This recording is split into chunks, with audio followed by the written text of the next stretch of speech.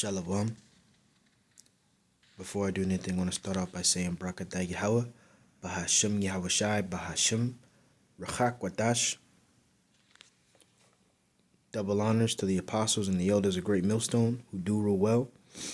Peace and salutation to the hopeful elect that are scattered abroad. And with that, this is Brother Samant coming at you with another lesson. Lord will, this is edifying. This lesson, probably going to call this Stay Spiritual. And this just came to me today, as I was, as I'm at the plantation right now and everything. And it's, lately I've been, not necessarily, but like it's, haven't really been in that like real spiritual mood, and we constantly have to, battle, with the flesh. And what was I gonna say, as far as like continuously trying to stay spiritual, trying to stay in the spirit, because if you're not spiritual and if you're not staying in the spirit, you're kind of gonna be blinded, man, and you're gonna be blindsided with certain things where you're not even gonna be thinking the right things, and your judgment is gonna be off, right? So real quick, I got something. This is what's that? 1 Corinthians chapter 2, and straight to the point. Matter of fact, let's read verse 14. The point is at 15. It says, "But the natural man receiveth not the things of the Spirit of Yahweh, for they are foolishness unto him, neither can he know them, because they are spiritually discerned."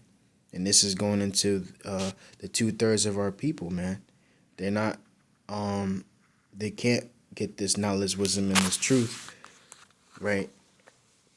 Because they're spiritually discerned, right? And I actually want to see what that is real quick. Get the definition for that. It says judged, examined. It says, yeah, so they're spiritually judged, right? Judged spiritually. And the scriptures talk about Romans 11:7 on down, where it says the rest were the election hath obtained it and the rest were blinded. So a lot of our people aren't gonna really be getting this. They're not gonna be thinking on a spiritual aspect, but the elect is gonna be thinking and staying in the spirit and using the spirit and judging things by the spirit. This is verse 15. It says, "But he that is spiritual judgeth all things, yet he himself is judged of no man." So here it is again, that man that's walking in the spirit, right? In order to walk in, and this is another thing that people don't understand. In order to walk in the spirit, you gotta be in the law. The law. Paul even talks about in Romans 7 how the law is spiritual. So if you're not following after the law, statutes, and commandments as it says to do, then you're not spiritual. You're walking after the flesh. You're doing what the flesh is doing. You're so if you're actually spiritual, you're gonna be in the law. You're gonna be doing good according to the eyesight of the Lord. You're gonna be in these scriptures. You're gonna have this knowledge, wisdom, and this truth, man. Okay, it says, "For who hath known the mind of the Lord, that he may instruct him? But we have the mind of Hamashiach," right? Hamashiach Yahweh Shai, man. Those of you who don't know, Yahweh is who the world ignorantly calls God, and Yahweh Shai is who the world ignorantly calls Jesus Christ. And those are the two names, the only names that we are to be saved by, as the scripture have said, right?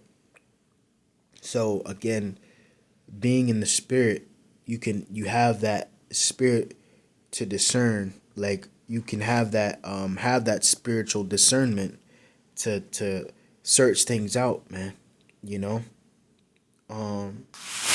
Real quick, I want to look up something real quick. All right. I was just looking up something, but nah.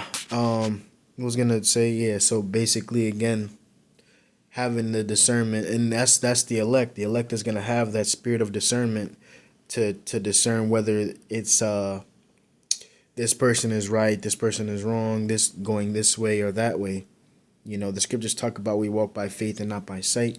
So the elect is gonna have that specific spirit, you know, to get through, you know. Um and it says, yet he himself is judge of no man. Why is that man not judged? Because again, he's walking after the spirit. So you can't a guy that's walking after the spirit and doing everything spiritual, he's doing his thing, he's doing what is required of the Heavenly Father, right? You can't judge this man. What can you say against him? You know? Look at, for instance, Yahweh Shai, right? Who the world ignorantly calls Jesus Christ. So he himself was walking in the spirit, man. You know? He fasted for 40 days and 40 nights. You know? It's beautiful, man. So yeah. Let me get another one.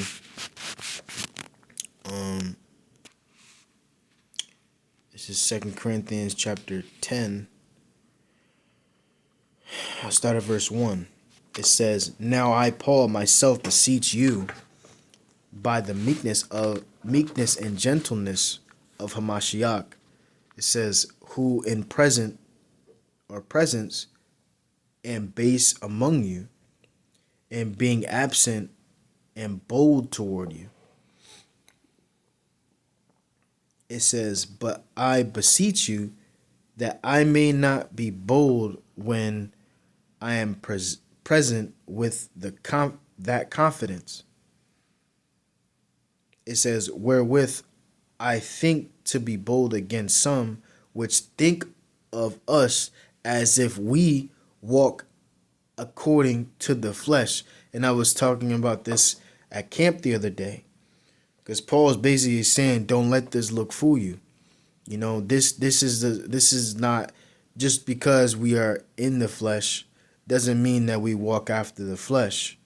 You know, we definitely are men chosen, called by Yahweh Shai. Okay, and what's that? Yeah, so we're not some type of just regular smuggler, you know. Nah, man. This is the scriptures talk about, like I was reading actually, we have the mind of Yahweh Shai, man. You know? So anybody that tries to come up and try to buck up against us and try to think that they can get one up on us, or try to do whatever they want with us or something like that, that's not the case, man. You know? It's just like for instance, like like you seen, oh, perfect example. Um what's that, if you guys seen like the videos with which it's really cool. I watch them sometimes. The his name is Anatoly, right? He goes and pranks the guys and stuff like that. He looks like a regular smuggler guy because he's like skinny. He doesn't even have any like he's not bulky or anything like that, but and he basically, yeah, he looks like he doesn't lift weights. But little do they know, he actually lifts way higher, way more than these guys that he pranks. You know, because these guys are like really beefy, and they actually look like they do this. But here it is, Anatoly, which is like, you know, looks skinny, looks like he doesn't do anything. Don't let that fool you. And it did fool them, and they ended up being fooled, you know. So what more the men of the Lord, you know, that are out there on the highways and byways, you know, you shouldn't just come up and just think, oh yeah, I'm gonna get one up on these guys. These guys don't know nothing. These guys are just out there, um, you know, and not knowing what they're talking about and all this stuff like that. But they end up being confounded, right? And that's what Paul's about to say. It says, "For though we walk in the flesh, we do not war after the flesh. For the weapons of our warfare are not carnal, but mighty through Yahweh to the pulling down of strongholds." Right? It says, "Casting down imaginations and every high thing that exalteth itself against the knowledge of Yahweh." See, again, you try to buck up against us, you try to come against us, it's gonna be torn down through the Spirit, man. Okay? Again, it says through the knowledge of Yahweh. So this knowledge trumps everything that tries to bring themselves up, any high thing that exalted itself. It's gonna be brought back down, because this is where it starts and this is where it ends, man. You know, this knowledge, wisdom, and this truth. So you're gonna be confounded. You know, it says, "And bringing into captivity every thought to the obedience of Hamashiach." Right. So the point is, as far as we walking in the Spirit. Okay, so don't think that we're out there just lollygagging and saying a bunch of nothing. Nah, man. We're this is all the Spirit, man. You know, when we're out there, we don't be that's another thing too. You know, like pastors, they try to write some type of sermon and try to write what they're gonna talk about before they even talk about it. We just go out there, man. You know, and let the Spirit flow, because what was it? Yeah, whatever the Spirit is, we just talk about it. You know, we out there, we don't have anything prepared. You know, we just go out and we just talk, and Lord will it be edifying and to the ones that come across it. But the point is, as far as like, it's all to do with the Spirit, you know. Let me see. So when you're in the Spirit, and you controlled in the Spirit, you know, you won't be going left or going right or anything like that. You won't be unstable in a way, right? But I got something else. This is Galatians chapter 5. And this whole chapter, is good. You know, going in depth. So let me start with verse 16. It says, "This I say then, walk in the Spirit, and ye shall not fulfill the lust of the flesh." And that's the thing. That's why we have to stay in the Spirit, because, say you waking up and you not even in the scriptures like that. Say you're not even talking, because I like to, I talk to myself a lot, and it makes me feel good, and keeps me in the Spirit, and it has it to where I end up finding out a lesson, to do, and end up talking about it. And it's good to talk to yourself, especially when it comes to the scriptures. But yeah, you're constantly staying in the Spirit. You're fasting, praying, and praying is important too, man.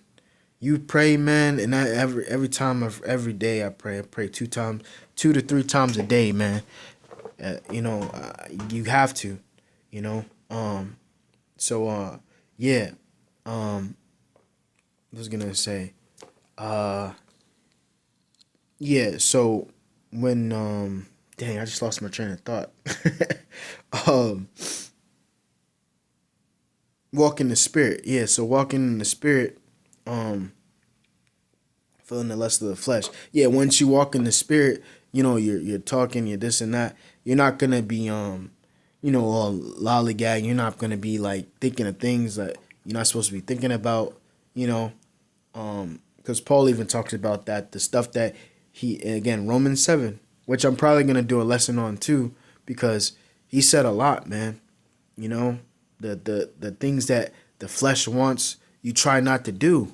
Because if you end up trying to do the things of the flesh, it shows that you're not even in the spirit like that, man. Staying in the spirit, you have to, because if you're going after the flesh, you're going to be easily tricked, you know. So that's another thing. It says, "For the flesh lusteth against the spirit, and the spirit against the flesh." And that's the thing. They're contrary to one another, and they're not working hand in hand, right? So it's a constant war. Like Elder Reinlab said a while back, as far as we're at war with ourselves. So it's a spiritual battle, against ourselves, right? It says, and these are contrary the one to the other, so that ye cannot do the things that ye would, right? So it's like you want to do this. It's like the scriptures talk about the spirit is willing, but the flesh is weak. It's true. Like, you want to do this, man. You want to do this. You want to do that, but it's like, for some weird reason, it's like it's not processing. Like, the body's not like getting it. So it's like you gotta fight. I remember, even times where you gotta get up and you don't want to get up. It's like the body don't want to get up. This body's freaking weak, man. So it's like you want to get up out of bed. There's times where you're feeling lazy. There's time where you just don't want to do stuff, and it's like, nah, that's the time where you gotta fight to get to do that thing that you're thinking about doing. That the spirit wants, because once you feed the spirit, you feel good. A spirit is an energy, energy source. So that feeding your spirit, you feel good inside, man. And I can say this, I feel like energetic. I feel good. I feel like doing push-ups. That's what I always do, man. And I get like my energy going to where I'm like, I'm working out, That's a side note, but yeah, so let me read that again. It says, "For the flesh lusteth against the spirit, and the spirit against the flesh." It says, "And these are contrary to the one to the other, so that ye cannot do the things that ye would." It says, "But if ye be led of the spirit, ye are not under the law." Right. So again, you're leading by the spirit. And this is the thing too. In order to be led by the spirit, you have to know the law. You have to know the law. Okay? You have to know the law. And again, and Paul talking about being under the law, but now under grace. A lot of people don't even understand what that means, right? Just because you're under the law doesn't mean that no, just because we are no longer under the law but under grace, it doesn't mean that we can now sin, right? All right, yeah, Slovakia, plantation stuff, but yeah, it doesn't mean that we can sin now. So basically, it's talking about, again, now we can walk without having the mindset of like, for instance, again, a grace. You ever heard of a grace period? Like when those jobs where they have a grace period of, say you're late, and the grace period is like 5 minutes, right? Say you got to get to work at 7 and you make it at 7:04. That's the grace period. You don't overexceed that grace. You'd be like 7 and you come in at like 9. No, man, that's not grace. You're just that's the problem with our people. They're abusing that grace. Like you take an inch, they want to take a mile. So you still have to follow the law. You still have to know the law.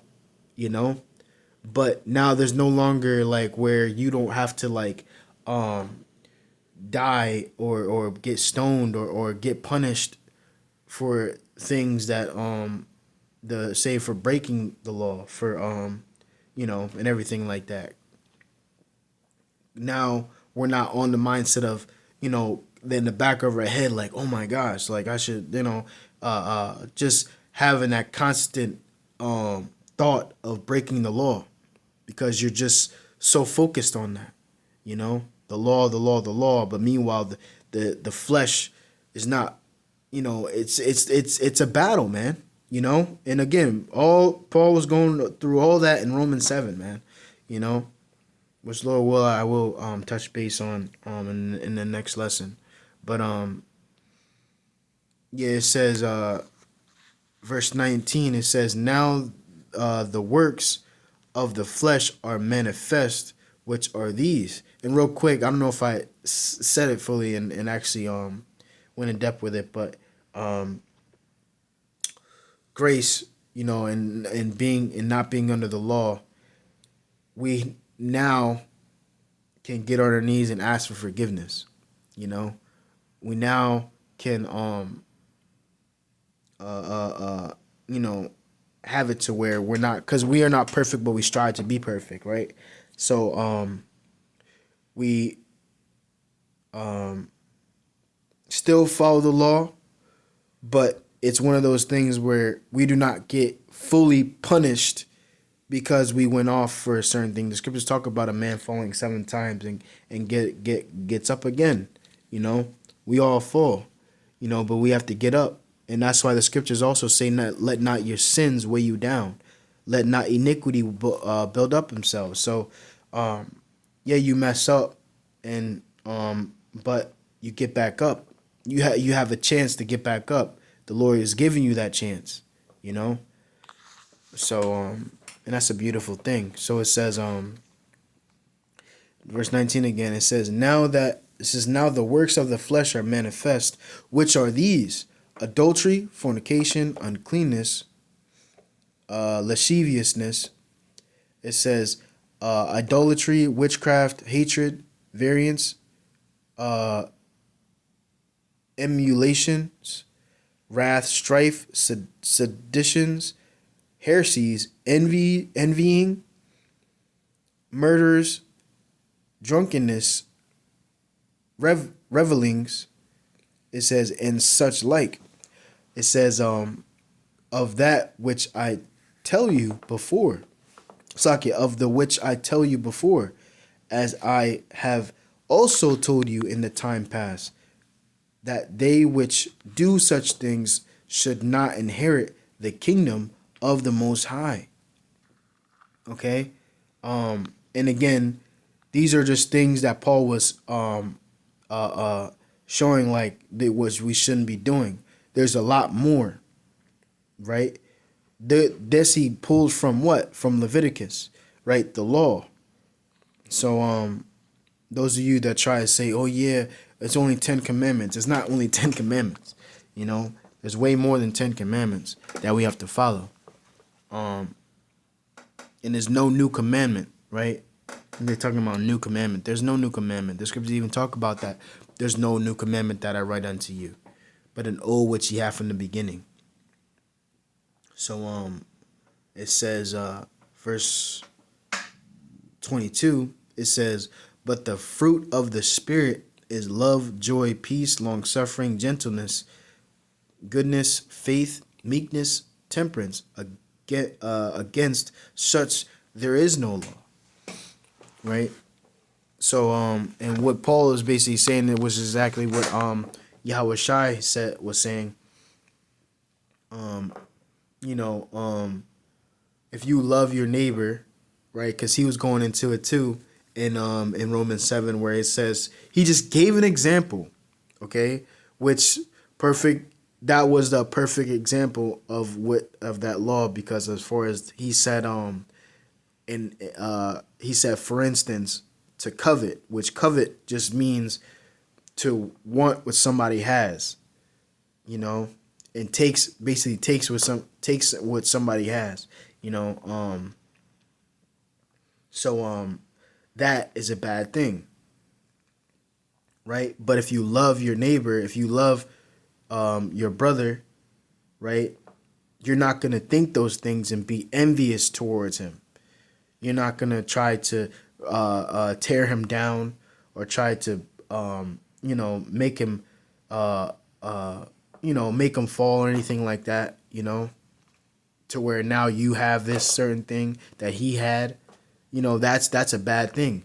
But the fruits of the Spirit, again, love, joy, peace, long suffering, gentleness, goodness, faith, meekness, and temperance.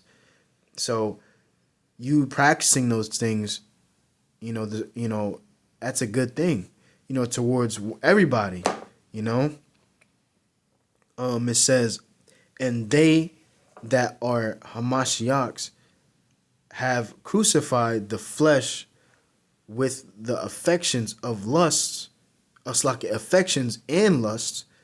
If we live in the Spirit, let us also walk in the Spirit.